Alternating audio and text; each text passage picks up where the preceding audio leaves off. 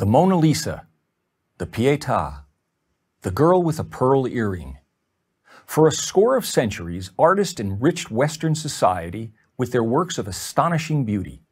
The Night Watch, the Thinker, the Rocky Mountains.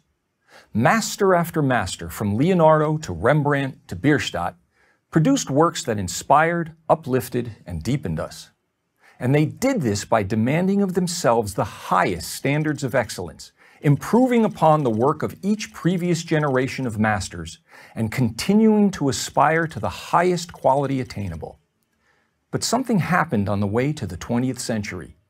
The profound, the inspiring, and the beautiful were replaced by the new, the different, and the ugly.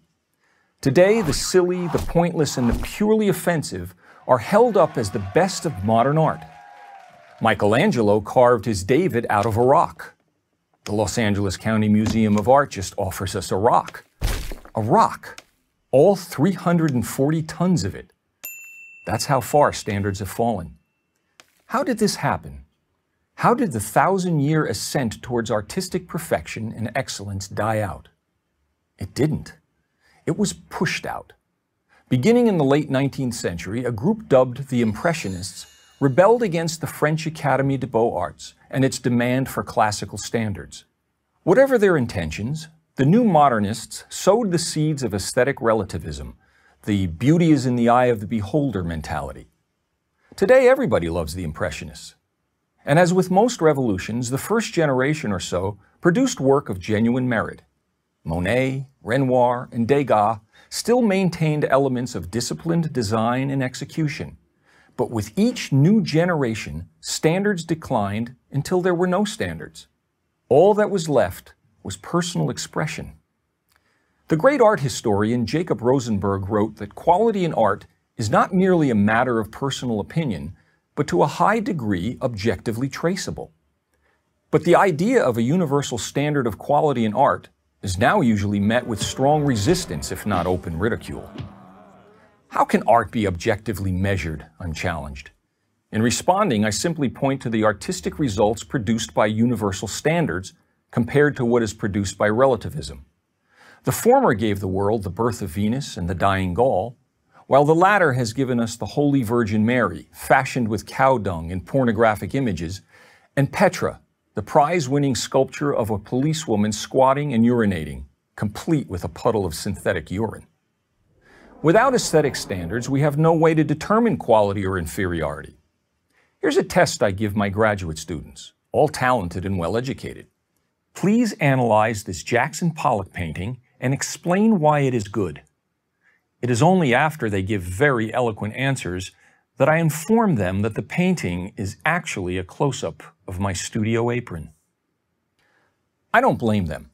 I would probably have done the same, since it's nearly impossible to differentiate between the two. And who will determine quality is another challenge I'm given. If we are to be intellectually honest, we all know of situations where professional expertise is acknowledged and depended upon. Take figure skating in the Olympics, where artistic excellence is judged by experts in the field. Surely we would flinch at the contestant who indiscriminately threw himself across the ice and demanded that his routine be accepted as being as worthy of value as that of the most disciplined skater. Not only has the quality of art diminished, but also the subject matter has gone from the transcendent to the trashy. Where once artists applied their talents to scenes of substance and integrity from history, literature, religion, mythology, etc., many of today's artists merely use their art to make statements, often for nothing more than shock value. Artists of the past also made statements at times, but never at the expense of the visual excellence of their work. It's not only artists who are at fault. It is equally the fault of the so-called art community, the museum heads, gallery owners, and the critics who encourage and financially enable the production of this rubbish. It is they who champion graffiti and call it genius, promote the scatological and call it meaningful. It is they who, in reality, are the naked emperors of art. For who else would spend $10 million on a rock and think it is art? But why do we have to be victims of all this bad taste? We don't. By the art we patronize at museums or purchase at galleries, we can make our opinions not only known but felt. An art gallery, after all, is a business like any other. If the product doesn't sell, it won't be made. We can also support organizations like the Renewal Center that work to restore objective standards to the art world. And we can advocate the teaching of classical art appreciation in our schools. Let's celebrate what we know is good and ignore what we know is not. By the way, the white background you see behind me is not simply a white graphic backdrop. It is a pure white painting by noted artist Robert Rauschenberg at the San Francisco Museum of Modern Art.